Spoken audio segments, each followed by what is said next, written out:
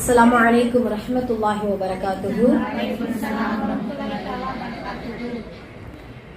إن الحمد لله رب العالمين نحمده ونصلي على رسوله الكريم إلى يوم الدين أما بعد.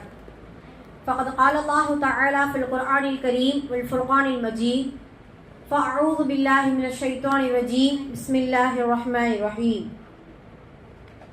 எல்லா புகழும் இறைவனுக்கே. அல்லாஹுடைய அன்பும் அருளும் என் பெருமானார் ரசூலை கரீம் ஸல்லல்லாஹு அலைஹி வஸல்லம் அவர்கள் மீதும் நம் அனைவரின் மீதும் என்றென்றும் நின்று நிலவட்டுமாக. ஆமீன். அல்லாஹுடைய கிருபையினால் அவனது அளப்பரிய நாட்டத்தினால் அல்லாஹுடைய இல்லமான இந்த மதரசாவில் நம் அனைவரையும் ஒன்று சேர்த்தது போல் அல்லாஹு தஆலா இறையச்சமுடைய மக்களுக்காக, ஈமான் கொண்ட மக்களுக்காக அல்லாஹு தஆலா தயார் செய்து வைத்துள்ள அந்த சொர்க்கத்தில் குறிப்பாக கண்மணி நாயகம் ரசூலை கரீம் ஸல்லல்லாஹு அலைஹி வஸல்லம் அவர்களோடும் அவர்களுடைய தோழர்களோடும் பிரவேசிக்கக்கூடிய நன்மக்களாக வல்ல ரஹ்மான் நம் அனைவரையும் ஆக்கி அருள் புரிவானாக. நாம் எதை கேட்டோமோ, எதை கேட்க இருக்கிறோமோ அதனை நமது உள்ளத்தில் உள்வாங்கி அதை நமது வாழ்விலும் செயல்படுத்தி அதை நாம் மற்றவர்களுக்கும் எத்தி வைக்கக்கூடிய நன்மக்களாகவும் வல்ல ரஹ்மான் நம் அனைவரையும் ஆக்கி அருள் புரிவானாக. ஆமீன். அல்ஹம்துலில்லாஹ். சென்ற வாரம் எதை பத்தி நம்ம பார்த்தோம்? மாஷா அல்லாஹ், இஸ்லாமிய பெண்களுடைய சில இழிநிலைகளை குறித்தும் நம்மளுடைய முன்மாதிரியான நபி ஸல்லல்லாஹு அலைஹி வஸல்லம் அவர்களுடைய மனைவிமார்களுடைய சிறப்புகளை குறித்தும் அவர்களுடைய குணநலங்களை குறித்தும் நம்ம பார்த்தோம். அல்ஹம்துலில்லாஹ்.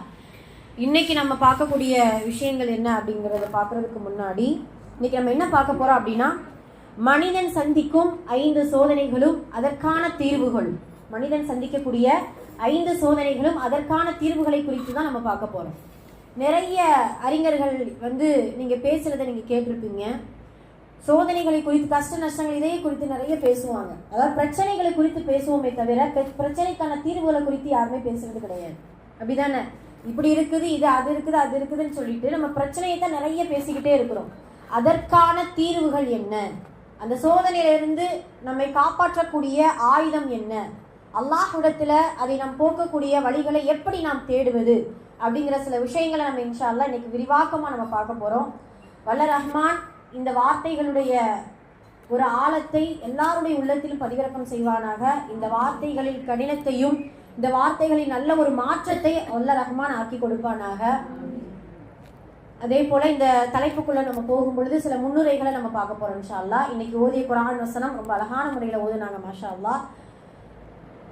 அதே போல இன்னைக்கு சொன்ன ஆரிஃபாக்கா ஒரு அழகான துஆ சொன்னாங்க, மாஷா அல்லாஹ், ரொம்ப அழகா இருந்துச்சு. இந்த 2 பேருமே முதல்ல நம்ம பல்கிஸை பத்தி சொல்லணும்னா, நம்மளுடைய மதரசா உற்சாகமா இருக்கிறதுக்கு அவங்க ஒரு காரணமாகவும் இருக்கிறாங்க. ஆமா, ரொம்ப சோர்வா தூக்கம் வரும்போது டக்குனு டீ கொடுத்துட்ட உடனே நமக்கு ஒரு புத்துணர்ச்சி மாதிரி இருக்கு, உற்சாகமா இருக்குது. அல்ஹம்துலில்லாஹ். அல்லாஹு தஆலா இந்த மதரசாவிற்காக உழைக்கக்கூடிய எல்லா தனவந்தர்கள், எல்லா மக்களுக்கும் அல்லாஹு தஆலா உடல் ஆரோக்கியத்தையும் பரக்கத்தையும் கொடுப்பானாக. உடலாலும் உள்ளத்தாலும், ஆமா, பொருளாதாரத்தினாலும் எதற்கெல்லாம் இந்த மதரசாவுக்காக உழைக்கிறார்களோ அவர்கள் அனைவருக்கும் அல்லாஹு தஆலா நன்மை செய்யக்கூடிய நீண்ட ஆயுளையும் நிரப்பமான செல்வத்தையும் ஆரோக்கியமான நல்வாழ்வையும் சந்தோஷமான ஒரு வாழ்வையும் கொடுப்பானாக. அல்ஹம்துலில்லாஹ். அதே போல ஆரிஃபாக்கா அல்ஹம்துலில்லாஹ் நம்மளுடைய இஸ்லாமிய மார்க்கத்திற்கு கிடைத்த ஒரு அழகான பேரொளி அப்படிங்கிறத சொல்லலாம். அதே போல நம்மளுடைய மதரசாவுக்கு வந்ததுல இருந்து ஒரு ஆர்வம் நமக்கு எல்லாருக்குமே தெரியும். அவங்க புதிதாக இஸ்லாத்தில் இணைந்த ஒரு சகோதரி. அந்த சகோதரிக்கு நிறைய நம்ம ஊக்கப்படுத்தணும். அது மட்டும் இல்லாம நிறைய பேர் இஸ்லாத்துக்கு வந்திருக்கிறாங்க. அல்ஹம்துலில்லாஹ், வந்து கொண்டுதான் இருப்பாங்க. அது கியாமத் நாள் வரைக்கும் இந்த இஸ்லாமிய மார்க்கம் தளரக்கூடிய மார்க்கம் அல்ல, வளரக்கூடிய மார்க்கம். அதே போலதான் நம்ம ஆரிஃபாக்கா எல்லாத்துலயுமே டேலண்ட், அதாவது ரொம்ப பெருமைப்படுத்தி சொல்றதும் கிடையாது. அவங்களுடைய இஸ்லாம் மார்க்கம் வந்த பின்னாடி எப்படியான ஆர்வம் அப்படிங்கிறத நம்ம தெரிஞ்சுக்கிறோம் இல்லையா? நாம் எப்பயுமே நம்ம முஸ்லீமா இருக்கிறோம், அவங்களுடைய ஈமான் நம்மளிடத்துல இருக்குதா அப்படின்னு கேட்டாலே ஒரு பெரிய கேள்விக்குறிதான். அவங்களுக்கு அவ்வளவு ஆர்வம் இருக்கு. அதே போல ஏதாவது விஷயங்கள் சொல்லும் பொழுது அவங்க கேட்கக்கூடிய கேள்வி, அவங்களுடைய சந்தேகங்கள் எல்லாமே அவங்க அழகா சொல்லுவாங்க. அதே போல அவங்களுடைய எழுத்து வளமை சுப்ஹானல்லாஹ், நம்ம அச்சு பதிச்ச மாதிரி இருக்கும். இன்னொன்று என்னன்னா, நாம புதுசா யாராவது நம்ம முஸ்லீம்களே எழுத ஆரம்பிச்சா கூட அந்த அளவுக்கு அழகா வருமாங்கிறது தெரியாது. அல்லாஹ் எப்படியான ஒரு ஒரு அழகான ஒரு இதை கொடுத்திருக்காங்கிறத பாருங்களேன். அல்ஹம்துலில்லாஹ். அல்லாஹு தஆலா இதே போன்ற இந்த சகோதரி போன்ற எல்லோருக்குமே நேர்வழி கொடுக்கக்கூடிய பாக்கியத்தை வல்ல ரஹ்மான் தந்தருள் புரிவானாக. இந்த சகோதரியும் நாமும் இறுதி மூச்சு வரை இஸ்லாமிய மார்க்கத்திலேயே இருக்கக்கூடிய அந்த உறுதுணையையும் இறை நம்பிக்கையையும் அல்ல ரஹ்மான் எல்லோருக்கும் தந்தருள் புரிவானாக. நம்மளுடைய சந்ததிகளுக்கும் தந்தருள் புரிவானாக. இது முஸ்லிம்களாக பிறந்து முஸ்லிம்களாக வாழ்ந்து முக்மின்களாக முஸ்லிம் என்கின்ற அடையாளத்தோடு மரணிக்கக்கூடிய பாக்கியத்தை, கலிமாவோடு மரணிக்கக்கூடிய பாக்கியத்தையும், ஈமானிலும் இறையச்சத்திலும் உறுதியாக இருக்கக்கூடிய பாக்கியத்தையும் அல்ல ரஹ்மான் நம்ம எல்லோருக்கும் தந்தருள் புரிவானாக. அல்ஹம்துலில்லாஹ். அல்லாஹுடைய கிருபையினால ஒவ்வொரு வாரமும் பல பயனுள்ள விஷயங்களை நம்ம கேட்டுக்கொண்டு பேசிக்கொண்டு வர்றோம். அதன் அடிப்படையில் இன்னைக்கும் நம்ம நிறைய பேச போறோம் இன்ஷா அல்லாஹ். மனிதனுக்கு ஏற்படக்கூடிய சோதனைகளும் அதற்கான தீர்வுகளையும் பேசுகிறதுக்கு முன்னாடி எத்தனையோ காலங்களை கடந்து கொண்டிருக்கக்கூடிய இந்த சூழ்நிலையில காலம் என்பது ரொம்ப முக்கியமானது அப்படிங்கிறத நம்ம அடிக்கடி தெரிஞ்சு கொண்டே இருக்கணும். இப்போ நான் ஒரு விஷயம் சொல்ல போனேன். அந்த விஷயம் ஒரு வார்த்தை தான், ஈஸியான வார்த்தை தான், அடிக்கடி கேட்கக்கூடிய வார்த்தை தான். அதை இப்போ சொன்ன உடனே கண்டிப்பாக ஒரு நிமிஷம் யோசிச்சுட்டு நீங்கள் மகிழ்ச்சி அல்ஹம்துலில்லாஹ் நீங்கள் சொல்ல போறீங்க. கேட்போமா அந்த விஷயத்தை? கேட்போமா? ஒரே வார்த்தை தான், நல்லா கவனிங்க. அல்ஹம்துலில்லாஹ், நாம இப்போ உயிரோடு இருக்கிறோம். கரெக்ட்? யோசிச்சு பாருங்க. அல்ஹம்துலில்லாஹ், அல்லாஹ் நமக்கு ஹயாத்தை கொடுத்திருக்கான். சுப்ஹானல்லாஹ். அல்லாஹ் அப்படின்னு சொல்லக்கூடிய ஒரு பாக்கியத்தை நமக்கு கொடுத்திருக்கான். அல்லாஹுவை வணங்கக்கூடிய ஒரு பாக்கியத்தை நமக்கு கொடுத்திருக்கான். அல்லாஹுவை திக்ரு செய்ய அவனிடத்தில் அழுகக்கூடிய நேரத்தை நமக்கு கொடுத்திருக்கான். சுப்ஹானல்லாஹ். எத்தனையோ மக்கள், எத்தனையோ மனிதர்கள் 20 வயதுல 60 வயதுல வாழ்நாள்களை சில நேரம் கழித்தும் கழிக்காமலும், சில நேரம் நல்ல முறையில் பயன்படுத்தியும் பயன்படுத்தாமலும் கபராளிகளா மாறிட்டாங்க. இந்த நேரத்துல அல்லாஹ் நமக்கு ஹயாத்தை கொடுத்திருக்கான். அல்ஹம்துலில்லாஹ், சுப்ஹானல்லாஹ். இன்னும் இந்த ஹயாத் நீடித்திருக்கும். கண்டிப்பா இன்ஷா அல்லாஹ் நன்மை செய்யக்கூடிய நீண்ட ஆயுள எல்லோருக்கும் கொடுப்பான். ஆனால் அந்த ஹயாத்தை எப்படி நம்ம பயன்படுத்த போறோம் அப்படிங்கிறதுல தான் நம்மளுடைய வெற்றியே இருக்குது இன்ஷா அல்லாஹ். ஏன்னா அல்லாஹு தஆலா குர்ஆன்ல அழகா சொல்லி காட்டுவான், இழந்ததையெல்லாம் மீட்டு கொண்டு வர சில நேரங்கள்ல முடியும். இப்போ வியாபாரத்துல ஒரு மனிதன் இழந்துட்டான், நஷ்டமாயிட்டான் அப்படின்னா கொஞ்சம் காலங்கள் போனப்புறம் எப்படியாவது முண்டி அடிச்சு கூட என்ன செஞ்சிருவான், முன்னேறி வந்துருவான். சில நேரம் ஆரோக்கியம் உடல் ஆரோக்கியம் இல்லைன்னா என்னத்தையாவது ஒரு மருந்துகளையும் என்னத்தையாவது உணவுகளையும் மாற்றிக்கொண்டு நம்ம ஆரோக்கியத்தை பெற்றுடலாம். ஆனா காலங்களை, நேரங்களை, செலவழித்த காலங்களையும் வீணாக போக்கக்கூடிய நேரங்களை மீண்டும் பெற்று கொண்டு வர முடியுமா? முடியவே முடியாது. இன்று என்பது நாளை என்பது நிச்சயம் இல்லா வாழ்க்கை, அவ்வளவுதான். இப்போ நம்ம உயிரோடு இருக்கிறோம் அல்ஹம்துலில்லாஹ். அந்த உயிரோடு இருக்கக்கூடிய காலகட்டத்தை நல்ல முறையில பயன்படுத்திக்கணும். அதுதான் நம்ம அடிக்கடி சொல்றது. அதே போல மறுமையில அல்லாஹ் தஆலா ஒரு மனிதனுடைய புலம்பல குர்ஆன்ல அவ்வளவு அழகா பதிவிறக்கம் செய்யறான். அந்த மனிதன், அந்த பாவி சொல்வானா, யா அல்லாஹ், எனக்கு வாழ்நாளை கொடுன்னு கேட்கறத விட அமல் செய்யக்கூடிய வாழ்நாளை கொடு. சும்மா வாழ்ந்து என்ன செய்ய போறோம்? நம்ம அமல் செய்யணும். இந்த உலகத்துல இந்த களத்துல நின்று போராடணும். இந்த களத்துல எதை விதைக்கணுங்கிறத யோசிச்சு நம்ம செய்யணும். மறுமையில அதை கொண்டுதான் நம்ம என்ன செய்ய போறோம்? இன்ஷா அல்லாஹ் வெற்றி பெற போறோம். சுப்ஹானல்லாஹ். இப்ப இந்த களத்துல இந்த அந்த மனிதன் எப்படி புலம்புவான் அப்படின்னா, எனக்கு வாழ்நாளை கொடுங்கிறத விட நன்மை செய்யக்கூடிய, அமல் செய்யக்கூடிய அந்த வாழ்க்கையை எனக்கு கொடு. எல்லாம் கொடுப்பானா? முடிஞ்சு போச்சு, அவ்வளவுதான். அவன் மரணிச்சு மறுமையே போனாலோ கபராளியா ஆனாலோ அதுக்கு பின்னாடி அவன் வாழ்நாள் எவ்வளவு புலம்புனாலும் என்ன செய்ய முடியாது, திரும்பி வர முடியாது. அப்படியான புலம்பல்கள் இருந்து அல்லாஹ் நம்மளை பாதுகாத்து ஹயாத்தா வச்சிருக்கிறான். அல்ஹம்துலில்லாஹ். நூஹ் அலைஹிஸ்ஸலாத்து வஸ்ஸலாம் அவர்களிடத்துல கேட்பாங்களாம், அவங்களுடைய சீடர்கள் கேட்பாங்களாம், நூஹ் அவர்களே, நீண்ட வயதுடையவர்கள், 1050 ஆயுள் உங்களுக்கு அல்லாஹ் கொடுத்தான்ல, எப்படி இருந்துச்சு உங்களுடைய ஆயுள் காலம்? எவ்வளவு நாள்? நீ ரொம்ப அதிகமா இருந்த மாதிரி நீங்க உணர்றீங்களா? ஒன்றும் கிடையாது. 1050 வருஷத்தை நூஹ் அலைஹிஸ்ஸலாம் ஒரே வார்த்தையில சொல்லி முடிச்சிட்டாங்க. இந்த வாசல் வழியா வந்து அந்த வாசல் வழியா போயிட்டு முடிஞ்சு போச்சு. அல்லாஹ் அக்பர். ஆமா, சுருக்கமா காலங்கள், அவங்க காலம் நீளமா இருந்துச்சு, இந்த காலம் எல்லாம் சுருக்கமா. அந்த காலத்துல 24 மணி நேரம் அப்படின்னா போறது கஷ்டம். என்னடா இது அப்படி. இப்போனா கண் இமைக்கிற நேரம் தான். கட கட கடன்னு பஜ்ரு, அடுத்து அப்படியே ரொட்டேட்டிங் நம்மளுடைய வேலைகள், அப்புறம் வீடு இதெல்லாம் இது பாக்குறோம். நுகர் அசிர் வந்தாலே போதும், அப்படியே முடிஞ்சு போச்சு, அவ்வளவுதான். அடுத்த நொடி காலையில ஃபஜ்ர் ஆயிரும். இப்படி நம்மளுடைய காலங்கள் சுருங்கிடுச்சு. அதே போலதான் ஒவ்வொரு இப்படி வறுமையில் அல்லாஹு தாலா சில மனிதர்களிடத்துல கேட்பான், அந்த உலகத்துடைய வாழ்க்கை எவ்வளவு நாளா நீங்க வாழ்ந்தீங்கன்னு உங்களுக்கு தெரியுமா அப்படின்னு சொன்னா, அந்த மனிதர்கள் தன்னுடைய வாழ்நாட்களை மறந்து ஏதோ காலையில் உயிர் தெளிந்து ஏதோ மாலையில் மரணித்தது போல அவங்களுடைய வாழ்நாள் அவ்வளவுதான் நாங்கள் வாழ்ந்தோம் அப்படிங்கிறத சொல்லுவாங்களாம். சுப்ஹானல்லாஹ். இப்படி காலங்கள் சுருக்கமாக அல்லாஹு தஆலா அந்த மனிதர்களுடைய உள்ளத்துல போடுதான். ஆனா இப்போ நாம அல்ஹம்துலில்லாஹ் ஹயாத்தா இருக்கிறோம். அந்த ஹயாத்தாக இருக்கக்கூடிய அந்த நாட்களை நல்ல முறையில பயன்படுத்தக்கூடியவர்களாக நம்ம இன்ஷா அல்லாஹ் இருக்கணும் அப்படிங்கிறத நம்ம சிந்திக்கணும். ஹைர் அல்ஹம்துலில்லாஹ். இன்னைக்கு எல்லாருமே அல்ஹம்துலில்லாஹ் சூரா கஹஃப் நம்ம ஓதி இருப்போம், அப்படிதானே? சூரா கஹஃப் ரொம்ப சிறப்பான ஒரு அத்தியாயம். இந்த கஹஃபுடைய இப்போ நம்ம ஒரு மனிதர்களுடைய 5 சோதனைகள் நம்ம சொன்னோம் இல்லையா? இந்த சோதனைகளும் இந்த சோதனைக்கான தீர்வுகளும் முழுக்க கஹஃப் சூரால அல்லாஹ் நமக்கு கொடுத்திருக்கா. எத்தனையோ நூற்றுக்கணக்கான முறை இந்த கஹஃப் சூராவை நம்ம ஓதி இருக்கிறோம். இன்ஷா அல்லாஹ் இனியும் வரக்கூடிய காலங்களில் நம்ம கண்டிப்பாக வெள்ளிக்கிழமையில நம்ம என்ன செய்யணும்? கஹஃப் சூரா ஓதியே ஆகணும். சுன்னத்தே முஅக்கதா, ரொம்ப அழகான ஒரு சுன்னத். அதுவும் இந்த கஹஃப் சூராவுடைய சிறப்புகள் எல்லாருக்குமே தெரியும். அல்லாஹுடைய தூதர் வெள்ளிக்கிழமையில சில சுன்னத்துகளை நமக்கு சொல்லிக் கொடுக்கிறாங்க. நபி ஸல்லல்லாஹு அலைஹி வஸல்லம் அவர்கள் மீது ஸலவாத் சொல்வதும் சரி, நம்ம சுர்மா விடுவதும் சரி, ஆண்கள் அக்தர் பூசுவதும் சரி, ஜும்ஆ தொழுகைக்கு செல்வதும் சரி, இது எல்லாமே சுன்னத்துடைய வழிமுறைகள்.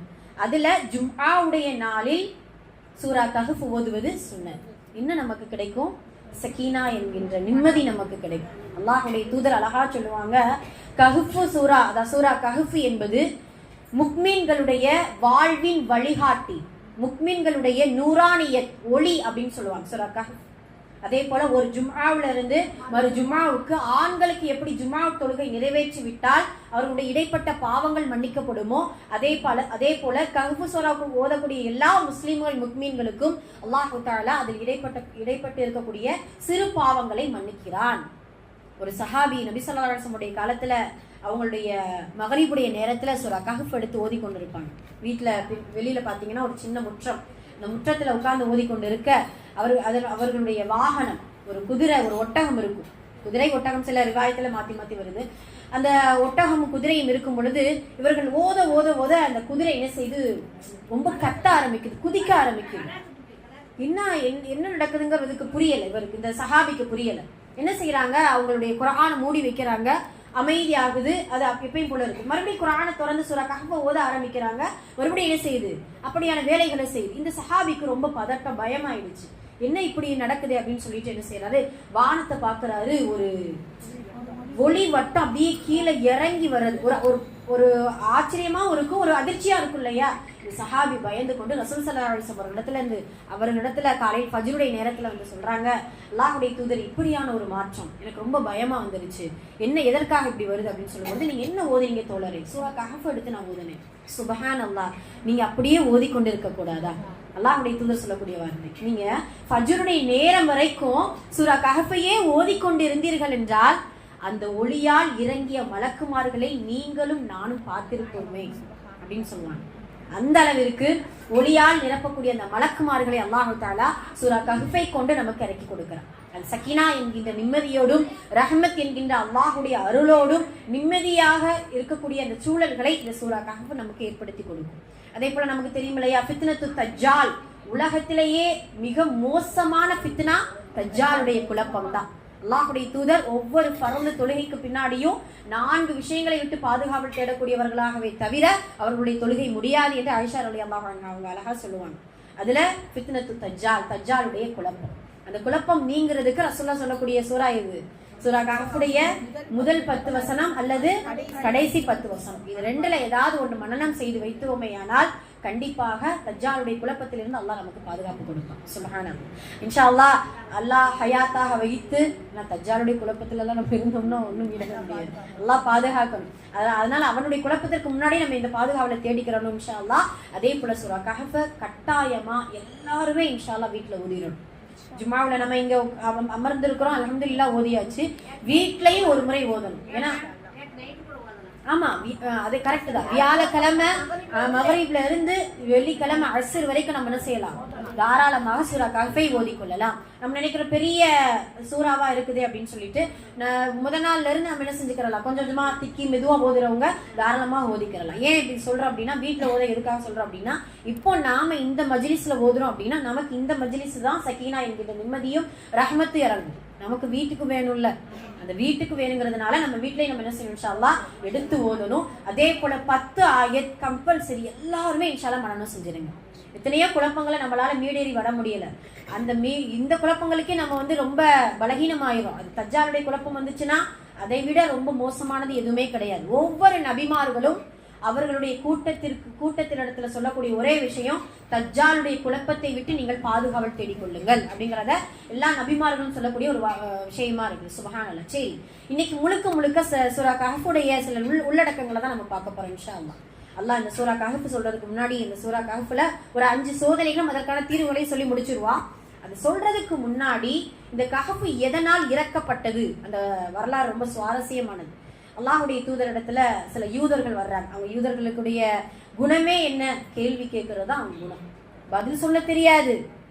எது உண்மை, எது பொய், எது ஹக்கு, எது பாத்தில் என்கின்ற பிரித்தறியக்கூடிய தன்மை இல்லாத மனிதர்கள் யூதர்கள். ஆனா என்ன, ரசூல் ஸல்லல்லாஹு அலைஹி வஸல்லம் அவர்களை டார்கெட் பண்ணிக்கிட்டே இருப்பாங்க. இவரை எப்படியாவது நம்ம வீழ்த்தணுமே, எதையாவது கொண்டு வந்து குழப்பத்தை ஏற்படுத்திடும் அப்படின்னு சொல்லிட்டு ரசூல் ஸல்லல்லாஹு அலைஹி வஸல்லம் அவர்களிடத்துல கேள்விகள் கேட்க ஆரம்பிக்கிறாங்க. நமக்கெல்லாம் தெரியும் இல்லையா, நபியாக இருந்தால் மட்டும்தான் இந்த கேள்விக்கு பதில் சொல்ல முடியும் அப்படின்னு சொல்லிட்டு ஒரு கேள்வியுடைய இந்த வரிசைகள் நிறைய இருக்குது. அதாவது சொர்க்கத்துறை முதல் உணவு என்ன, கியாமத் நாள் எப்பொழுது வரும், ஆண் பெண் குழந்தை எப்படி பிறக்குது, இப்படி ஒவ்வொரு கேள்விக்கும் ரசூல்லா அழகான முறையில அவங்களுடைய அறிவை கொண்டு அல்ல, அல்லாஹுடைய வகையை கொண்டு பதில் சொல்லுவாங்க. இந்த கஹ்ஃப் சூராவின் பொழுதும் கூட 3 கேள்விகள் முக்கியமான கேள்வி கேட்டாங்க. சுப்ஹானல்லாஹ். அந்த யூதர்களுடைய அந்த வேதத்தில் படித்து அந்த கேள்விகளை முன்வைக்கிறாங்க. அது என்ன கேள்வி அப்படிங்கறத நம்ம பார்க்க போறோம். 3 கேள்வி. முதல்ல, 300 வருஷம் தூங்கிய குகைவாசிகளை பத்தி உங்களுக்கு தெரியுமா? ரசூலுல்லாஹ்வுக்கு அதுக்கு முன்னாடி முன்ன பின்ன தெரியாது. நல்லா புரிஞ்சுக்கிறோம். யூதர்களுக்கு ஏன் தெரிஞ்சிச்சு? அவங்களுடைய வேதங்களில் அதை குறித்து இருக்கு. சூரா கஹ்ஃப்ல அந்த கஹ்ஃப்னால என்ன வார்த்தை, என்ன அர்த்தம்? குகைவாசிகளை குறித்த வரலாறுகளை அதை ரொம்ப முக்கியமா அந்த இடத்துல நம்ம அல்லாஹ் தஆலா இந்த சூறாவுல நமக்கு சொல்லி கொடுத்திருப்பான். அதுல முதல் கேள்வி அதைத்தான் கேட்பாங்க. 2வது கேள்வி கேட்பாங்களா, மூசா அலைஹிஸ்ஸலாம் அவர்களுடைய ஆசிரியர் யார் தெரியுமா உங்களுக்கு? மூசா அலைஹிஸ்ஸலாம் அவர்களுக்கு ஒரு ஆசிரியர் இருந்தாரு. அவர்களுடைய விஷயங்கள், அந்த வரலாறு உங்களுக்கு தெரியுமா? ஒரு நபியாக இருந்தால் மட்டும்தான் இதுக்கு நீங்க பதில் சொல்ல முடியும் அப்படிங்கறத யூதர்கள் சொல்றாங்க. 3வது, உலகத்தை சுற்றி வந்தாரே அந்த மனிதரை குறித்து உங்களுக்கு என்ன தெரியும்? இந்த 3 கேள்விக்கும் உடனடியாக ரசூல் ஸல்லல்லாஹு அலைஹி வஸல்லம் அவர்கள் பதில் சொல்லல. ஏன்? இந்த வரலாறுலாம் அல்லாஹ் சொல்லாம யாருக்கு தெரியாது? அல்லாஹ்வுடைய தூதருக்கு தெரியாது. மௌனமா இருக்கிறாங்க. நாளைக்கு வாங்க இன்ஷா அல்லாஹ், நாளைக்கு வாங்க அப்படின்னு சொல்றாங்க. நாட்கள் ஆகுது, 1 வாரம் ஆகுது, 2 வாரம் ஆகுது, 14 நாட்கள், இதோ 15வது நாட்கள். அல்லாஹ்வுடைய தூதருடைய உள்ளமும் கண்களும் கலங்குகிறது. சுப்ஹானல்லாஹ். வஹி வரலையே. அல்லாஹ் சில நேரம் இப்படிதான் தன்னுடைய ஹபீபை சோதிப்பான். இப்படி ஏதாவது ஒரு இது பண்ணி, ஏன்னா நபிமார்களே சோதனைக்குள்ளாக்கப்பட்டவங்க தானே. அதுல இந்த சோதனை பயங்கரமானது. ஏன்னா அந்த 15 நாட்கள் அவர்கள் சந்தித்த வார்த்தைகளும் அவர்கள் பேசிய அந்த எதிரிகள் பேசிய பேச்சுக்களும் அவர்களால தாங்க முடியல. அவ்வளவுதான். முஹம்மது ஸல்லல்லாஹு அலைஹி வஸல்லம், அல்லாஹ் உன்னை கைவிட்டுட்டா, அல்லாஹ் உங்களை கைவிட்டுட்டான், அவ்வளவுதான். என்ன தொடர்பு இருக்குன்னு சொல்றீங்க? யாரோ வகை கொடுதுன்னு சொல்றீங்க, அல்லாஹ்வுடைய அந்த வேதத்தை நான் படிக்கிறேன்னு சொல்றீங்க, அல்லாஹ்வுடைய தூது என்ன சொல்றீங்க? மஜ்னூன். அல்லாஹ் பாதுகாக்கணுமா? ஆதல்ல. நீங்கள் அவ்வளவுதான். நீங்க ஒரு ஷாயிர், நீங்க ஒரு காஹின், நீங்கள் ஒரு கவிஞர், நீங்கள் ஒரு சூனியக்காரர் அப்படின்னு சொல்லிட்டு இந்த 15 நாட்களும் அல்லாஹ்வுடைய தூதர் ஏக்கத்தோடு ஜிப்ரீலை எதிர்பார்த்து கொண்டிருக்கிறாங்க. அல்லாஹ்வுடைய தூதரின் அந்த ஏக்கத்தை புரிந்து கொண்ட ஹபீப் ரசூல் அல்லாஹு தஆலா 16வது நாள் அல்ஹம்துலில்லாஹ், அந்த வாசகமே அப்படிதான் ஆரம்பிக்கிறது சூரா. அல்ஹம்துலில்லாஹ் அல்லதி அன்ஸல அலா அப்திஹில் கிதாப வலம் யஜ்அல் லஹு இவஜா. சுப்ஹானல்லாஹ். அல்ஹம்துலில்லாஹ், அல்லாஹ்விற்கே எல்லா புகழும். எப்படிப்பட்ட அல்லாஹ் தெரியுமா? அல்லதி, அவன் எப்படிப்பட்டவன் தெரியுமா? தன்னுடைய அடியானின் மீது கிதாப், இந்த வேதத்தை இறக்கினான். இவஜா என்றால் இந்த வேதத்தில் எந்த கோணலும், எந்த சருகுதலும், எந்த மாற்றமும், எந்த ஏற்ற இறக்கமும் இந்த வேதத்தில் இல்லை. சுபஹானல்லாஹ். ஏன் இந்த வார்த்தையை முதல்ல சொல்லணும்? அவங்க கேட்ட கேள்விக்கு அல்லாஹ் ஸ்ட்ரைட்டா நேரடியா சொல்லியிருக்கலாம்ல. குகைவாசிகளை குறித்தும், மூசாவுடைய ஆசிரியரை குறித்தும், உலகத்தை சுற்றி வந்த ஒரு மனிதரை குறித்தும் கேட்டாங்கல்ல. டக்குன்னு அந்த வார்த்தையை கொண்டு எல்லாம் ஆரம்பிச்சிருக்கலாமே, ஆரம்பிக்கல. அல்லாஹுடைய அந்த சிஃபத்தையும், அல்லாஹுடைய அந்த அடியாராக இருக்கக்கூடிய அல்லாஹுடைய தூதருக்கு எப்படியான ஒரு குர்ஆனை நான் இறக்கி கொடுத்தேன் என்பதை முதல்ல தெளிவுபடுத்திட்டு அல்லாஹு தஆலா மனிதர்களை குறித்தும் இந்த உலகத்தை குறித்தும் சொல்ல ஆரம்பிக்கிறான். யூதர்களுக்கு அதுதான் ஒரு சம்பட்டி அடி போல. என்னன்னா, இந்த உலகத்தை அவர்கள், இந்த யூதர்கள் ஜீனத்தாக நினைச்சாங்க. ஜீனத்துனா அலங்காரம். ஆனால் அல்லாஹ் சொல்லக்கூடிய வார்த்தை என்ன தெரியுமா? உபதேசம். நல்ல காது கொடுத்து கேளுங்க. சுப்ஹானல்லாஹ். இந்த உலகம் என்பது அழகே தவிர அலங்காரம் அல்ல. அழகுக்கும் அலங்காரம் வித்தியாசம் இருக்குல்ல. அழகு என்பது நிரந்தரமானது. அதை நம்ம எப்பயுமே பெர்ஃபெக்டா அந்த அழகா ஒரு பொருளை நம்ம பாதுகாத்து வைக்கிறதுக்கு இருக்கும். அலங்காரம் என்பது தற்காலிகமானது. இப்போ நம்ம ஒரு முகத்துல நான் ஏதாவது கொஞ்சம் நல்லா பிரைட்டா இருக்கணும் அப்படின்னு சொல்லும் பொழுது என்ன செய்வோம்? முகத்தை கழுகுவோம், ஏதாவது நம்ம முகத்துக்கு ஏதாவது யூஸ் பண்ணுவோம், சோப் போடுவோம், பவுடர், இது மாதிரி. ஆமா, கொஞ்ச நேரம் இருக்கும் அந்த மேக்கப். அதுக்கப்புறம் அவ்வளவுதான். நம்மளுடைய ஒரிஜினலா எல்லாம் இயற்கையாக கொடுத்த அழகு நமக்கு வெளிப்படுத்த ஆரம்பிக்கும். இப்போ எல்லாம் அப்படிதான். ஐயோ பாயசம்.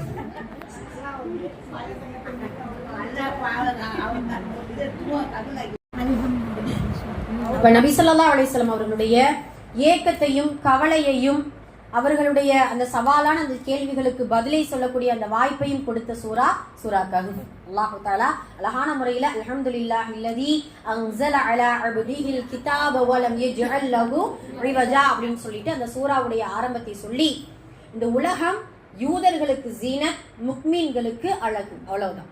யூதர்களுக்கு மட்டும்தான் அது அலங்காரமாக காட்டப்படும். சொன்னோம் இல்லையா, அழகுக்கும் அலங்காரத்திற்கும் வித்தியாசம். இப்ப இந்த உலகத்தை அழகா பார்க்கணுமே தவிர அலங்காரமா நம்ம என்ன செய்யக்கூடாது, பார்க்கவும் கூடாது. அதை அப்படித்தான் அப்படி எடுத்துக்கொள்வதற்கும் நம்முடைய இஸ்லாமிய மார்க்கம் அனுமதிக்கல.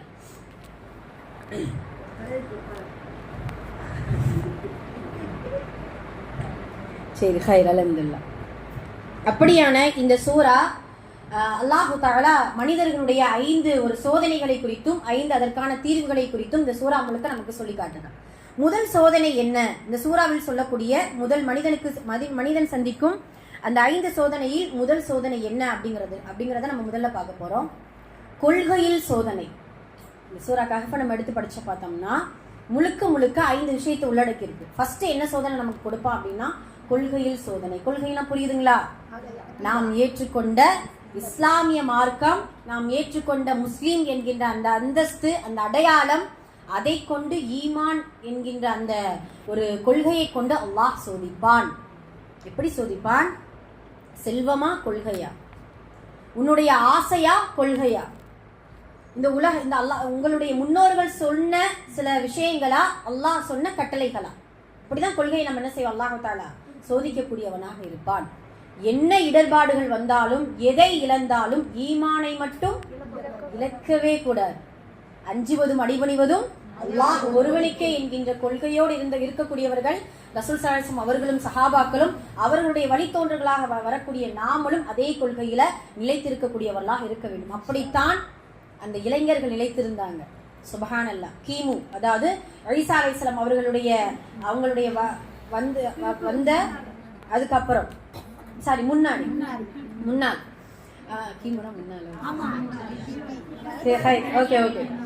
அப்ப ஈசா அலைஹிஸ்ஸலாம் அவர்களுக்கு முன்னால் வந்த ஒரு இளைஞர்கள். அந்த இளைஞர்கள் யார் அப்படின்னா, அந்த இளைஞர்களுடைய தந்தை எல்லாருமே அரச சபையில் இருக்கக்கூடிய ஆளுநர்கள், அமைச்சர்கள், முக்கியஸ்தர்கள். அதனால அந்த தந்தைமார்கள் என்ன செய்வாங்களாம்? அந்த அரசர்களுக்கு தான் முழுமையா கட்டுப்படுவாங்க. அந்த தந்தைமார்களுக்கு பிறந்த இந்த இளைஞர்கள் சுபஹானல்லாஹ், அல்லாஹ் ஒருவன் தான் என்கின்ற கொள்கையில உறுதியாக இருந்திருக்கிறாங்க. அந்த அரசன் எப்படி சொல்ல ஆரம்பிச்சிட்டான்? வருங்காலத்துல இறைவன் என்பவன் ஒருவன் என்பது இல்ல, நான் தான் இந்த உலகத்தின் கடவுள். சுபஹானல்லாஹ். இன்னைக்கு நம்ம ஒரு யூடியூப்ல இந்த ஷார்ட்ஸா வரும் இல்லையா, அந்த ஷார்ட்ஸ் பார்க்கும்போது ஒரு கிறிஸ்தவ பாதிரியார் அவர் பிரசங்கம் பண்றாரு. எப்படி பிரசங்கம் பண்றாரு அப்படின்னா, எல்லாருடைய கடவுள்களும் விண்ணுலகத்துல இருப்பதா அவர்களுடைய கொள்கை சொல்லுது. நமது கொள்கை என்ன சொல்லுது அப்படின்னா, நமது கடவுள் ஈசா, அவங்க சொல்லுவாங்களே இயேசு விண்ணுலகத்தை அர்ப்பணித்து விட்டு மண்ணுலகத்திற்கு நமக்காக வந்திருக்கிறார். அவங்க சொல்லக்கூடியது விண்ணுலகத்தை அர்ப்பணிச்சுட்டு மண்ணுலகத்துல இந்த உலகத்துல நமக்காக வந்திருக்கிறாங்க. அப்போ உயரத்துல இருக்கிறவங்க கடவுளா எப்படி இருக்க முடியும்? மக்களை தேடி வர்றவங்க தான் கடவுள் அப்படின்னு அந்த கொள்கை என்ன செய்யறாங்க, இப்படி சொல்றாங்க. எல்லாம் பாதுகாக்கும். ஒவ்வொருத்தவங்களும் அப்படியே அவங்களுடைய மதத்தை இப்படி பிரசங்கம் பண்ணிக்கொண்டே இருக்கிறாங்க. இதெல்லாம் பலகீனமாக இருக்கக்கூடிய முஸ்லீம்கள் கிறிஸ்தவர்களுடைய பேச்சை கேட்டுட்டோம் நினைச்சுக்கோ, பிளாட் அவ்வளவு இனிமையா அந்த பாதிரியாருடைய அவங்க உள்ள போய் ஒரு கிட்டத்தட்ட 15 நிமிஷம் நான் பார்த்துட்டேன் பேச்ச மயங்கிய. சுப்ஹானல்லாஹ். ஏன்னா அப்படி அந்த அளவுக்கு பிரசங்கம் பண்றாங்க. அல்லாஹ் அக்பர். அவங்களுடைய ஒவ்வொரு கொள்கை என்ன நம்ம பேஸ் பண்ணி இஸ்லாம் மார்க்கத்தை ஒரு முக்காவாசி ஒரு காப்பி அடிச்ச மாதிரி தான் கிறிஸ்தவ மதம் இருக்கும். அவங்க அந்த அளவுக்கு அவங்களுடைய போதனைகளும் இருக்கும். அல்ஹம்துலில்லாஹ். இருந்தாலும் ஈசாவை ஏற்றுக்கொண்டவர்கள் முஸ்லிம்களாக இருக்க முடியாது. ஈசா என்பது அல்லாஹுடைய தூதர், அதுல நாம உறுதியா இருக்கிறோம். அவங்க ஈசா என்பது கடவுள் என்பதுல உறுதியா இருக்கிறாங்க. அந்த கொள்கையில மட்டும்தான் அவங்களுக்கு நமக்குமான வித்தியாசமா இருக்குது. இது எதுக்காக சொல்ல வந்தோம் அப்படின்னா, அந்த இளைஞர்கள் அந்த அரச சபையில அந்த அரசன் சொல்லக்கூடிய அந்த வார்த்தைக்கு மறுப்பு தெரிவிக்கிறாங்க. இளைஞர்களுக்கு பல சோதனைகள் கொடுக்கிற அந்த அரசன் நெருக்கடிகள், பொருளாதார நெருக்கடி கொடுக்கிறான். அந்த ஊருக்குள்ள இருப்பதற்கும் அந்த ஊருக்குள் வசிப்பதற்கும் அவர்களுக்கு சுதந்திரம் இல்லை. இளைஞர்கள் அல்லாஹ்விற்காக புறப்பட்டாங்க. வா நம்ம ஊருக்கு வெளியே ஒதுக்குப்புறமா நம்ம என்ன செஞ்சிருவோம், இறைவனை வணங்குவதற்கு நம்ம போய் தஞ்சமாயிருவோம் அப்படின்னு சொல்லிட்டு போன இளைஞர்களை அல்லாஹு தஆலா 300 வருடம் தூங்க வைத்து விட்டான். சுப்ஹானல்லாஹ். ஒரு அதிசயம். கியாமத் நாள் வரைக்கும் இந்த கஹஃப் சூராவுல இந்த குகைவாசிகள் உயிர் வாழ்ந்து கொண்டே இருப்பார்கள். அவங்களுக்கு அல்லாஹு தஆலா மௌத்தை கொடுத்தாலும் குர்ஆனில் அவர்கள் ஹயாத்தாக இருந்து கொண்டே இருப்பார்கள். எதனால 300 வருஷத்துல அல்லாஹ் தூங்க வச்சு இப்படியான ஒரு வரலாற்றை நமக்கு குர்ஆன்ல பதிவிறக்கம் செய்யறான் அப்படின்னா, கொள்கையில் இவர்களை போல உறுதியாக இருங்க. இந்த உலகத்துல இந்த ஊருக்குள்ள இந்த நாட்டுக்குள்ள உங்களுடைய கொள்கையை விட்டா தான் உயிர் வாழ முடியும் என்றால் உயிரை விடுவதற்கும் முஸ்லிம்களாக இருக்கக்கூடிய நாம் தயாராக இருக்கணுமா? சுப்ஹானல்லாஹ். அந்த கஹஃப் வாசிகள் அந்த குகை வாசிகள் அல்லாஹ் 300 வருஷத்துல தூங்க வச்சுட்டான். நமக்கு தெரியும் இல்லையா, ஒரு மனுஷன் இறந்துட்டான்னா அந்த இப்போ நம்ம அவங்க பாக்குறது 300 வருஷம் நம்மளுடைய பார்வையில அவங்க இறந்துட்டாங்க, அவ்வளவுதான். எந்த அசைவுமே இல்லை, எதுவுமே இல்லை, எந்த மூமெண்ட்டுமே கிடையாது. அவங்க நம்மளுடைய பார்வையில இறந்துட்டாங்க. ஆனா அல்லாஹ் என்ன செஞ்சிருக்கான், தூங்க தான் வச்சிருக்கான். இப்போ ஒரு எக்ஸாம்பிள ஹஜ்ஜுக்கு போனவங்களுக்கு தெரியும், உம்ரா செய்யும் பொழுது நிறைய உம்ராக்கள் செய்வாங்க. ஆண்கள் பெண்கள் ஆண்கள் எல்லாரும் செய்வோம் இல்லையா? ஆண்கள் செய்யும் பொழுது உம்ராவுடைய கடைசி ஃபர்து என்ன? உம்ராவுடைய கடைசி ஃபர்து இதை செஞ்சாதான் உம்ரா என்ன செய்யப்படும், கபூல் செய்யப்படும். ஒவ்வொரு உம்ராவுக்கும் நம்ம என்ன செய்வாங்க, ஆண்கள் மொட்டை அடிப்பாங்க. அப்போ மொட்டை அடிக்கும் போது மறுநாள் அவங்க உம்ரா செய்ய நினைக்கணும்னா தலையில என்ன வேணும்? அதுல ஆராய்ச்சி செய்றாங்க சயின்ஸ் ரீதியா. ஒரு மனிதன் மொட்டை அடித்த 4 மணி நேரத்தில் 1000கணக்கான முடிகள் வருமா, முளைச்சிரும். கொஞ்சம் ஒரு அணுவளவு லைட்டா, அவ்வளவுதான், ஒரு கடமைக்காக. ஆமா, அந்த மாதிரி. ஆனால் 300 வருஷம் தூங்கிய இளைஞர்களுக்கு முடியில் எந்த மாற்றமும் வரல. அதே போல ஒரு மனிதன் இறந்து விட்டால் அவனுடைய நகங்கள் 3 நாளில் விழுந்து போயிடும். 300 வருஷம் தூங்கிய அந்த இளைஞர்களுக்கு நகமும். சுப்ஹானல்லாஹ். ஒரு வயதானவர்கள் கடைசி ஜக்கராத்துடைய நிலைமையில ஏதாவது ஒரு வாரம் அசையாம படுத்துட்டோம்னு நினைச்சுக்கோங்களேன், புண்ணு வந்துடும் உடம்புல. ஆனால் அந்த 300 நாட்களாக 300 வருடங்களாக தூங்கிய அந்த இளைஞர்களுக்கு அல்லாஹு தஆலா எந்த ஒரு மாற்றத்தையும் உடலிலோ முடியிலோ நகத்திலோ எதிலும் ஏற்படுத்தவில்லை. அல்லாஹ் என்ன செய்வான் தெரியுமா, காலையிலும் மாலையிலும் புரட்டி விடுவானா, அது ஏதாவது இதாயிருமே அப்படின்னு சொல்லிட்டு அவர்கள் என்ன செஞ்சுக்கிடுவாங்க, புரண்டு படுத்துக்கிடுவாங்க. சூரியன் அதே போல வர்ற நேரத்துல அங்கிட்டு கொஞ்சம் இங்கிட்டு கொஞ்சம் அல்லாஹ் தஆலா புரட்டி விட்டு அவர்களை அந்த அளவிற்கு பொக்கிஷம் போல 300 வருஷம் தூங்கிய மனிதர்களை அல்லாஹ் தஆலா எழுப்பி விட்டு தனக்குள் பேசிக்கிறாங்க. என்னப்பா ரொம்ப நேரம் தூங்கிட்டோம் போல, ரொம்ப நேரம் நினைச்சிங்களா? அந்த வகுப்புல அந்த சூறாவை எடுத்து படிச்சு பார்த்தீங்கன்னா அழகா சொல்லுவான் அல்லாஹ் அந்த வரலாறு. ரொம்ப நேரம் தூங்கிட்டோம் போல, இவ்வளவு நேரம் தூங்கி. அதுலயும் அந்த அறிஞர்கள் விளக்கம் எழுதுறாங்க, மதியம் சாப்பிட்டுட்டு ஒரு தூக்கம் தூங்குவான் தெரியுமா, உண்ட மயக்கம் சுகம் இல்ல. அவ்வளவுதான் அவங்க தூங்கி இருக்கிறதா அவங்க நினைச்சுக்கிட்டாங்களாம். நல்லா சாப்பிட்டு தூங்கிட்டோம் போலப்பா அப்படின்னு சொல்லிட்டு இந்த ஜோப்ல தட்டி பாக்குறாங்க. காசு இருக்குது, நாணயம், சில்லற, அதை எடுத்துட்டு போய் ஒரு சகோதரர்கிட்ட கொடுத்து போய் ஏதாவது உணவை வாங்கிட்டு ரொம்ப பசியா இருக்குது அப்படின்னு சொன்னா ஒருவர் போங்க. போய் பார்த்தா கடைக்காரர்கிட்ட கொடுக்குறாங்க. அந்த நாணயத்தை அதிசயமா பாக்குறாங்க அந்த மனுஷன். சுபஹானல்லாஹ், இது என்னது ஒண்ணுமே புரியலையே, இது என்ன ஒரு டிஃப்ரெண்டா இருக்குதே. இப்போ நாமளுமே 5 பைசா காசெல்லாம் இப்பெல்லாம் எப்படியோ இப்போ ரீசெண்டா அதெல்லாம் நாங்க பார்த்ததே கிடையாது. இந்த 5 பைசா, இந்த ஓட்ட காசு, இதெல்லாம் எங்க மாமி வச்சிருந்தாங்க நிறைய சேர்த்து. அப்போ உள்ள காசாமே அதெல்லாம்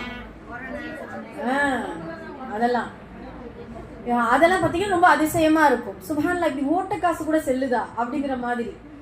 இப்பெல்லாம் கிழிஞ்ச நோட்டை கூட என்ன செய்ய மாட்டோம், வாங்க மாட்டோம். அப்படி அந்த மாதிரி அந்த மனிதன் கொடுத்த உடனே ஆச்சரியமா பாக்குறாங்க. அப்படியா? ஓ சரி. அப்போ அந்த மனிதன் ஆச்சரியப்பட்டு அரசன்ட்ட இந்த நாணயத்தை கொண்டு போனா பேராச்சரியம். 300 வருஷம் அரசன் மாறிட்டாங்க, அதான் அரசன் கிடையாது. ஆமா, நாணயங்கள் மாறி 300 வருஷத்துக்கு முன்னாடி இருக்கக்கூடியது இது அப்படின்னு சொன்ன உடனே அவங்களுக்கு அவ்வளவு அதிர்ச்சி. யாரு என்ன ஏது விசாரிச்சா ஒரு பெரிய ஹிஸ்டரி அவங்க சொல்றாங்க. சுப்ஹானல்லாஹ், அந்த நாட்டு மக்கள் அவர்களை இறை நேசர்களாக எடுத்துக்கொண்டு அவர்களுடைய வழி நடந்ததாக வரலாறு சொல்லுது. அந்த ஊரே இஸ்லாமிய மார்க்கத்திலும் இறை கொள்கையிலும் உறுதியாக இருந்ததாக வரலாறு சொல்லப்படும். சுப்ஹானல்லாஹ், இப்படி அல்லாஹு தஆலா இப்படி 300 வருஷத்தில் தூங்க வைத்து அல்லாஹ் நமக்கு கொள்கையுடைய உறுதியை நமக்கு சொல்லிக் கொடுக்கிறான். அப்ப முதல் சோதனை இதுதான். அப்ப அந்த கொள்கையுடைய சோதனை வரும் பொழுது அதற்கான தீர்வுகள் என்ன?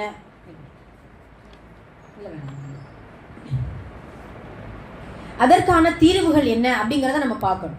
அதற்கான தீர்வுகள் எப்படி நம்ம எடுத்துக்கொள்வது அப்படிங்கறத முதல்ல நம்ம சிந்திச்சோம் அப்படின்னா, என்னதான் நம்மளுடைய பதவியிலோ நம்மளுடைய செல்வத்திலோ நம்மளுடைய சோதனைகளோ ஏற்ற இறக்கங்கள் வந்தாலும் இறைவனிடத்தில் முறையிட வேண்டும் என்கின்ற உயர் அந்தஸ்தும் உயர் பண்பும் அந்த இறைச்சமும் உள்ளத்துல இருந்தால் போதும், கொள்கையில நம்ம என்ன செய்யலாம், பிடிப்பாக இருந்து கொள்ளலாம். அதே போல நம்மளுடைய வழிகாட்டியாக இரண்டைத்தான் எடுத்துக்கிறோம். ஒன்று குர்ஆன், இரண்டாவது அல்லாஹுடைய தூதரின் வழிகாட்டுதல். இந்த இரண்டை மட்டும் எடுத்துக்கொண்டாலே போதும், கொள்கையில நம்ம உறுதியாக இருந்து கொள்ளலாம் அப்படிங்கிறது இந்த வசனமும் இந்த வரலாறு நமக்கு உணர்த்தக்கூடிய முதல் பாடம்.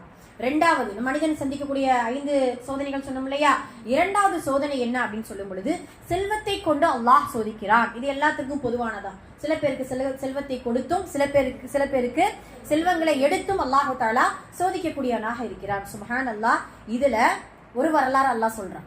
ஒரு தந்தை, அந்த தந்தைக்கு 2 மகன். அந்த 2 மகனுக்கு தந்தையுடைய சொத்தை பகுதியாக பங்கு பிரிச்சு கொடுக்கிறான். சில ரிவாயத்துல சகோதரர்கள்னு வருது, சில ரிவாயத்துல தோழர்கள்னு வருது. ரெண்டுமே ஒன்றுதான்.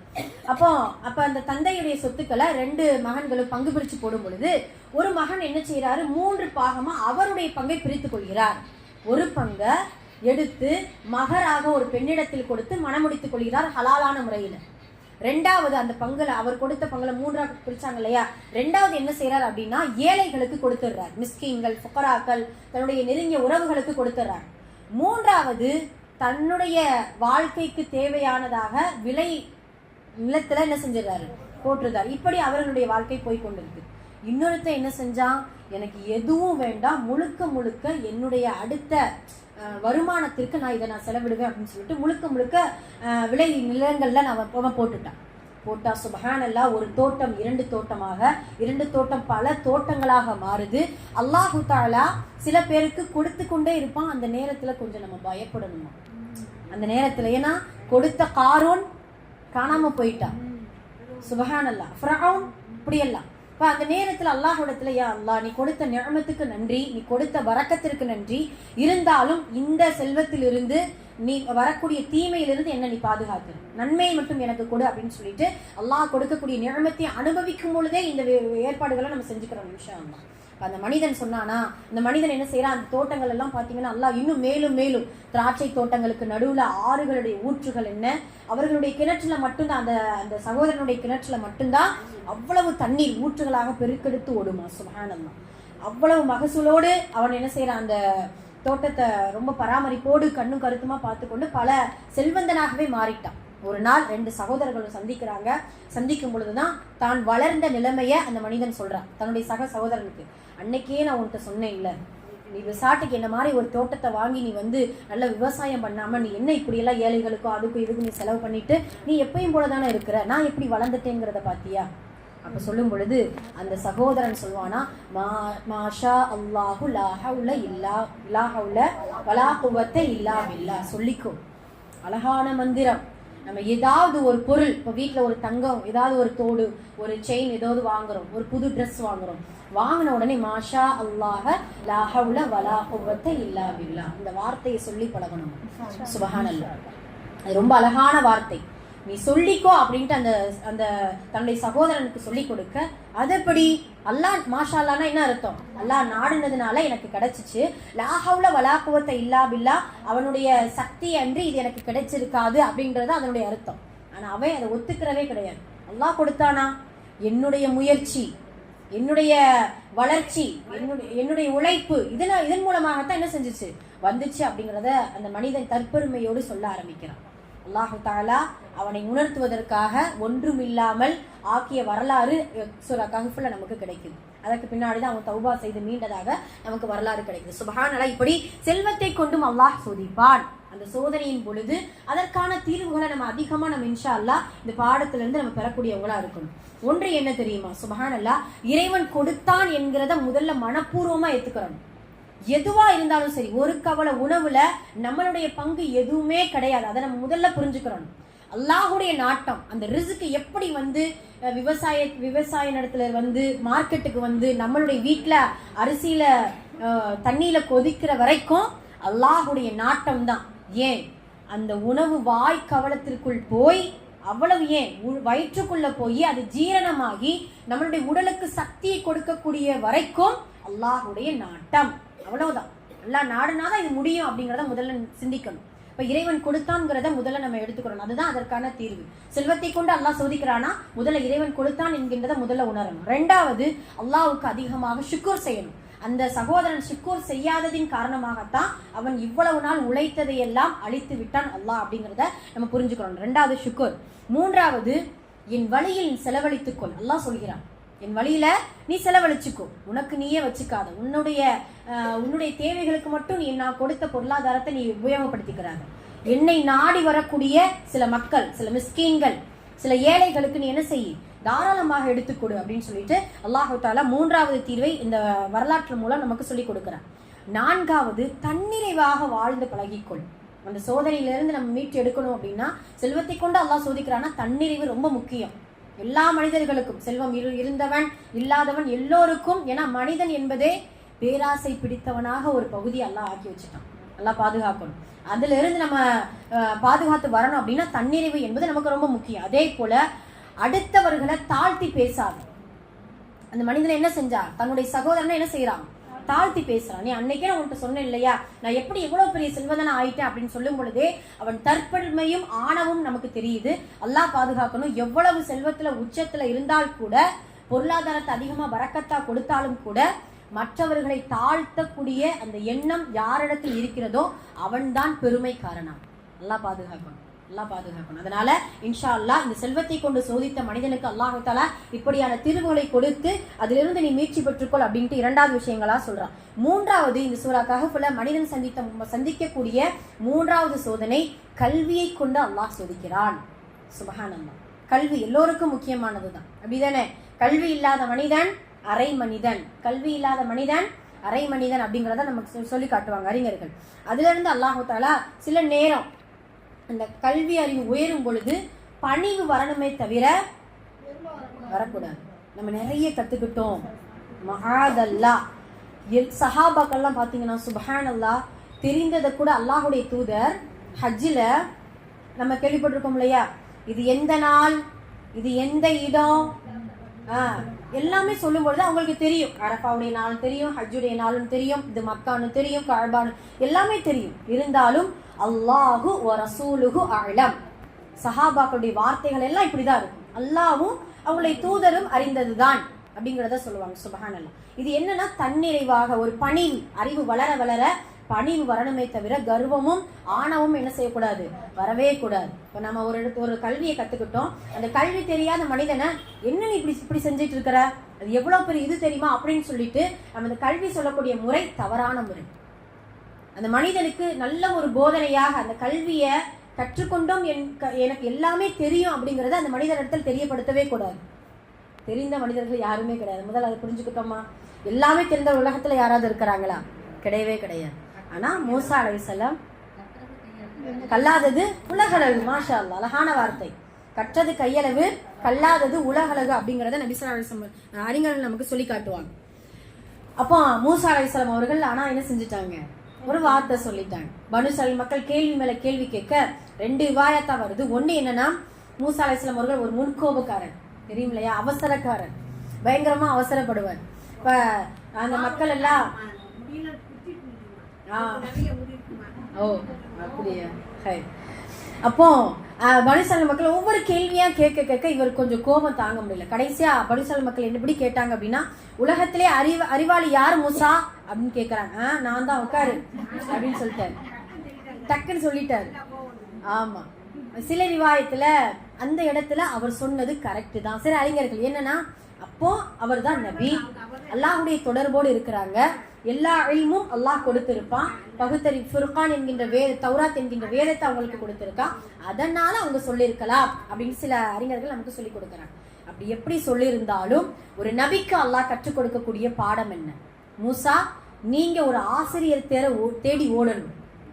உங்களுடைய கல்வி அறிவை நீங்க அளவெடுத்துக்கிற, நீங்க புரிஞ்சு கொள்வதற்கு இது அழகான ஒரு வழி. சுப்ஹானல்லாஹ். இப்ப நீங்க ஒரு ஆசிரியர் தேடி ஓடுங்க அப்படின்னு சொல்லிட்டு மூசா அலைஹிஸ்ஸலாம் அவர்களுக்கு சில அடையாளங்கள், ஒரு கடல், 2 கடல்களுக்கு சங்கமிக்கக்கூடிய அந்த இடம், ஒரு மனிதர் இருப்பார் அப்படின்னு சொல்லிட்டு ஹிதர் அலைஹிஸ்ஸலாம் தெரியும்ல, ஒரு நல்லடியார், ஒரு நபி கிடையாது, ஒரு நல்லடியார். அப்ப வர்றாங்க, தேடி போறாங்க, மீன் இதெல்லாம் நம்ம அந்த சம்பவங்கள்லாம் தெரியும். சாப்பாட்டுக்கு கூட ஒருத்தர் கூட்டிட்டு போவாங்க. ஆமா, ஹிதர் அலைஹிஸ்ஸலாம் ரொம்ப கல்விஞானம், அல்ஹம்துலில்லாஹ். இப்போ போய் சந்திக்கிறாங்க. 3 கேள்விதான் ஹிதர் அலைஹிஸ்ஸலாம் அவர்கள் கேட்பாங்க. ஆனா அவர் கேள்வியை நமக்கு சொல்லி கொடுத்துருவாரு. அந்த ஹிதர் அலைஹிஸ்ஸலாம் அவர்கள் மூசா அலைஹிஸ்ஸலாம் அவர்கள் சொல்லிடுவாரு, பதிலும் நீ கேட்க கூடாதுதான் உன்னுடைய பதில். எப்படி சொல்லணும்? நீ பதில் என்ன, நீ கேட்க கூடாது, எதுவுமே என்னிடத்துல என்ன செய்யக்கூடாது, கேட்கவே கூடாது, என்ன செஞ்சாலும் கேட்க கூடாது அப்படிங்கறதுதான், பொறுமையா இருக்கணும், அதுதான் உங்களுடைய பாடம் அப்படின்னு சொல்லிட்டு பயணங்கள் தொடருது. ஆரம்பத்திலே சொல்லுவாங்க அந்த ஹிதர் அலைஹிஸ்ஸலாம், மூசா என்னிடத்துல நீ பொறுமையா இருக்க மாட்டீங்க, வேண்டாம், நம்ம இதோட இந்த பயணத்தை முடிச்சுக்கிடுவோம். இல்ல நான் கத்துக்கிட்டே ஆகணும், அல்லாஹ் எனக்கு ஒரு கட்டளை கொடுத்துட்டா, ஒரு ஆசானாக, ஒரு ஆசிரியராக உங்களை நான் எடுத்துக்கொண்டு என்னுடைய கல்வி அறிவை நான் மேம்படுத்தணும் அப்படின்னு சொல்லிட்டு அவங்களுடைய பயணம் தொடருது. அந்த விஷயங்கள்லாம் தெரியும் இல்லையா, கப்பலை உடைக்கிறது, அப்புறம் ஒரு சிறுவனை கொலை செய்யறது, அப்புறம் ஒரு செவரை எடுத்து கட்டுறது, இது எல்லாத்திற்கும் ஒவ்வொன்றுக்கும் அவங்களால பொறுமை காக்க முடியாம ஏன் செஞ்சீங்க ஏன் கேள்வி கேட்க கடைசியாக அவருடைய பயணம் முடிவடைகிறது. முடிவடையக்கூடிய அந்த தருணத்தில் ஹிதர் அலைஹிஸ்ஸலாம் அவர்கள் ஒரு வார்த்தை சொல்றாங்க. அதுதான் நமக்கான ஒரு படிப்பினை. கல்வியை கொண்டு அல்லாஹ் சோதிக்கிறானா, இது ஹிதர் அலைஹிஸ்ஸலாம் அவர்கள் சொல்லக்கூடிய பதில் நமக்கும் உண்டு. பயணிக்கும் பொழுது ஒரு குருவி அந்த கடல்ல இருக்கக்கூடிய அந்த தண்ணீரை தன்னுடைய அலகுகளால் எடுத்து குடிக்கிறது. அப்ப ஹிதர் அலைஹிஸ்ஸலாம் அவர்கள் அழகா சொல்லுவாங்க, மூசா, உன்னுடைய அறிவும் என்னுடைய அறிவும் அந்த குருவி எவ்வளவு தண்ணீர் எடுத்துட்டு போச்சு அவ்வளவுதான். அந்த கடல் இருக்குது இல்ல, அந்த கடலுக்கும் மேல அல்லாஹ்வுடைய அறிவு, சுப்ஹானல்லாஹ், அல்லாஹ்வுடைய இல்ம், அவ்வளவுதான்.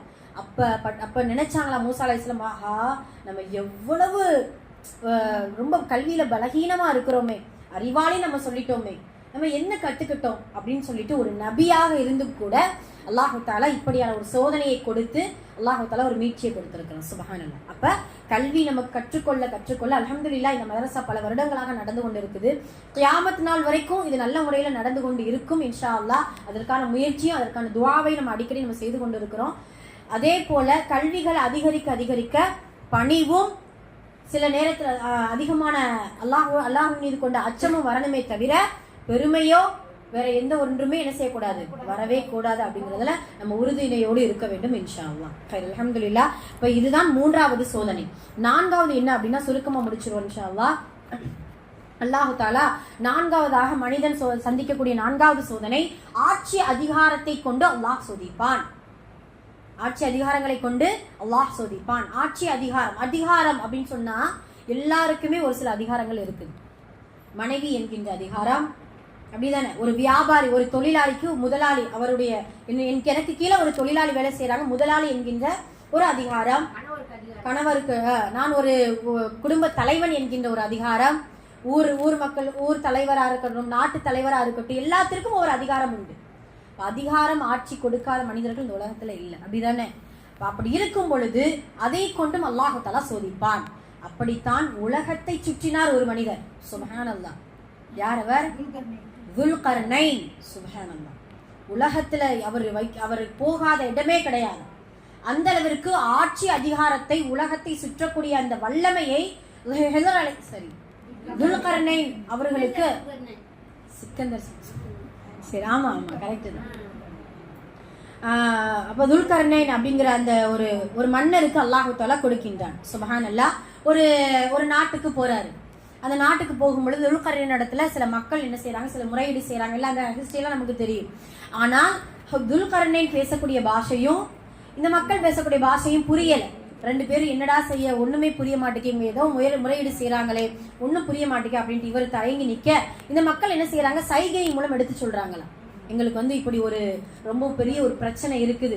யஜூஜ் என்கின்ற ஒரு குட்டி குட்டி மனிதர்கள் என்ன செய்யறாங்க, எங்களுடைய ஊர்ல ஆக்கிரமிக்க செய்யறாங்க, கொள்ளை அடிக்கிறாங்க, கொலை செய்யறாங்க, எங்களுடைய குடிச்சிடுறாங்க, எங்களுடைய வாகனங்களை எல்லாம் எடுத்துட்டு போயிடுறாங்க, நாங்க அத்தியாவசிய தேவைக்கு ரொம்ப கஷ்டப்பட்டுட்டு இருக்கிறோம், எத்தனையோ மன்னர்கள் வந்தாங்க, நான் யாருமே எங்களுக்கு உதவி செய்யல அப்படின்னு சொல்லிட்டு சைகினை மூலமாக சொல்ல, ஆட்சியும் அதிகாரமும் உலகத்தையே சுற்றி வந்த அந்த துல்கர்னைன், அந்த நல்லடியார், சுப்ஹானல்லாஹ், அவர் அப்படி அதை சொல்லிட்டு அந்த மக்கள் சொல்றாங்க, என்னிடத்துல நிறைய காசு பணம் நிறைய வச்சிருக்கோம், நீங்க இது மட்டும் நீங்க செஞ்சு கொடுத்துட்டீங்கன்னா, எங்களை பாதுகாத்துட்டீங்கன்னா உங்கள்ட்ட நாங்க காசு நிறைய கொடுக்குறோம், கூலி கொடுக்குறோம் அப்படின்னு சொல்லும் பொழுது ஒரு மன்னர், சுப்ஹானல்லாஹ், ஒரு அரசர் சொல்றாரு, அந்த துல்கர்னைன் சொல்றாரு, உங்களிடத்துல கூலி வாங்குவதற்காக அல்லாஹ் இப்படியான ஆட்சி அதிகாரத்தை எனக்கு கொடுக்கல, என்னுடைய கூலி முழுக்க அல்லாஹ்விடத்தில் மட்டும்தான் எதிர்பார்ப்பனே தவிர உங்களிடத்தில் கிடையாது அப்படின்னு சொல்லிட்டு, எனக்காக பொருளாதாரத்தை கொண்டு உதவி செய்ய வேண்டாம், உடலால் உதவி செய்யுங்கள். என்ன செய்யுங்க, ஒரு பெரிய தடுப்பு சுவர் கட்டுவதற்கு செம்பு, இரும்பு, வெள்ளி, உலோகங்களை உருக்கக்கூடிய அந்த வேலைகளை எனக்காக நீங்க ஹெல்ப் பண்ணுங்க அப்படின்னு சொல்லிட்டு பயங்கரமா வேலை நடக்குது. அது ரொம்ப கஷ்டமானது. சுப்ஹானல்லாஹ். அதுவும் ஏன்னா, ஆமா, இந்த அரசருக்கு உலகமெல்லாம் சுற்றி வந்ததுனால எப்படியாக, அதாவது நிறைய சுவர்களை பார்த்திருப்பார், ஒவ்வொரு ஊர்களை, ஒவ்வொரு நாடுகளை சுவர்கள், அதற்கான ஒரு இதெல்லாம் பார்க்கறதுனால அந்த இல்மு இருந்திருக்கு அவருக்கு. ஒரு இன்ஜினியர், ஒரு உலகம் சுற்றக்கூடிய ஒரு இன்ஜினியர் வச்சுக்குவோமே, அப்படியான மெத்தட்ல அவருடைய அறிவு இருந்ததுனால இப்படியான உலகங்களை சேர்த்தா ஒரு தடுப்பு சுவர் ரொம்ப பிரம்மாண்டமா கட்டி முடிச்சிடலாம் அப்படின்னு சொல்லிட்டு பல வருடங்களாக கட்டி அந்த யஜூஜ் மௌஜூஜ் கூட்டம் வராத அளவிற்கு என்ன செஞ்சுட்டாங்க, அந்த மக்களை காப்பாற்றி விட்டார் இந்த உலகம் சுற்றக்கூடிய அந்த அரசர் துல்கர்னைன் அப்படின்னு சொல்லி. சுப்ஹானல்லாஹ். ஆனால் யஜூஜ் மௌஜூஜ் கூட்டம் என்ன செய்யும், மறுபடியும் வரும். எப்ப வரும்? கியாமத் நாள் வரும் பொழுது கண்டிப்பாக வரும். அவர்களுடைய அட்டூழியங்களை மீண்டும் அவர்கள் ஆரம்பிப்பாங்க. கொலை, கொள்ளை, மக்களை கொலை செய்யறது, வாகனங்களை திருடுறது, எல்லா வேலைகளும் நடக்கும். அப்பதான் அல்லாஹ் தஆலா ஈசா அலைஹிஸ்ஸலாம் அவர்களை வருகை தந்து அந்த யஜூஜ் மௌஜூஜ் கூட்டத்தை அழிக்கிறதுக்கு துஆ செய்வாங்க. ஒட்டகம் போல கழுத்து கொண்ட அந்த பறவைகள் எல்லாம் யஜூஜ் மௌஜூஜ் கூட்டத்தை அப்படியே கொன்னு போற்றும். அது அந்த யஜூஜ் மௌஜூஜுடைய கூட்டத்துடைய அந்த சடலங்களை எல்லாம் பூமி முழுவதும் நாற்றம் அடித்துக் கொண்டு இருக்கும் பொழுது அழகான ஒரு மலையை கொண்டு அல்லாஹ் தஆலா கண்ணாடி போல பூமிகளை ஆக்கி விடுவான். சுப்ஹானல்லாஹ். இப்படியான ஒரு சோதனையை அல்லாஹ் தஆலா கொடுக்கும் பொழுது ஆட்சி அதிகாரத்தை நல்ல முறையில இந்த அரசர் பயன்படுத்தி இருக்கிறாங்க.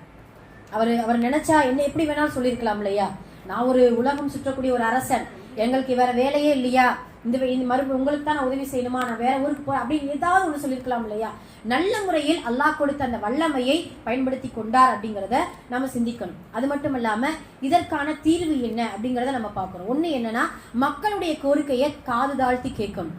இப்போ நம்ம ஒரு பொறுப்புல இருக்கிறோம், ஒரு ஆட்சி அதிகாரத்துல இருக்கிறோம் அப்படின்னு சொல்லும் பொழுது மக்கள் என்ன சொல்ல வர்றாங்க, அவங்களுடைய முறையீடு என்ன, அவருடைய குறைபாடு என்ன, எதை இழந்து தவிக்கிறாங்க அப்படின்னு சொல்லிட்டு அவர்களுடைய கோரிக்கையை காது தாழ்த்தி கேட்டிருந்தா எத்தனையோ மக்கள் இன்னைக்கு நல்லபடியா இருந்திருக்கும். ஆனா இப்ப இருக்கக்கூடிய ஆட்சியாளர்கள் யாருமே என்ன செய்யறதில்லை, கேட்கறதே கிடையாது.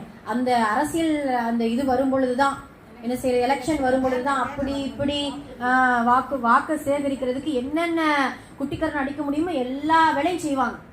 அதுக்கப்புறம் நீங்க யாரோ நான் யாரோ அப்படிங்கிற மாதிரி அவங்க போகக்கூடிய நிலைமையை பார்க்கிறோம். அப்ப முதல் இது ஒன்று தீர்வு.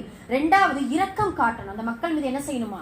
இரக்கம் காட்டக்கூடியவர்களா இருக்கணும். மூன்றாவது எதையும் எதிர்பார்க்காமல் அந்த மக்களுடைய எந்த உதவியும் எந்த புகழையோ பாராட்டை எதிர்பார்க்காம அது இறைவன் ஒருவனுக்காக வேலை செய்கிறோம் என்கின்ற அந்த ஆட்சி அதிகாரத்தை நல்ல முறையில் பயன்படுத்தி கொள்ள வேண்டும் அப்படிங்கிறது இதற்கான தீர்வு. நான்காவது ஆட்சியை நல்லதுக்கு மட்டும்தான் பயன்படுத்த வேண்டும். அந்த துல்கர்னைன் நல்லடியார் சுபஹானல்லாஹ் எத்தனையோ உலகத்தை அவங்க சந்தித்து வந்தாலும் எத்தனையோ அவங்க நினைச்சா எப்படி வேணாலும் ஆட்சி செஞ்சிருக்கலாம்.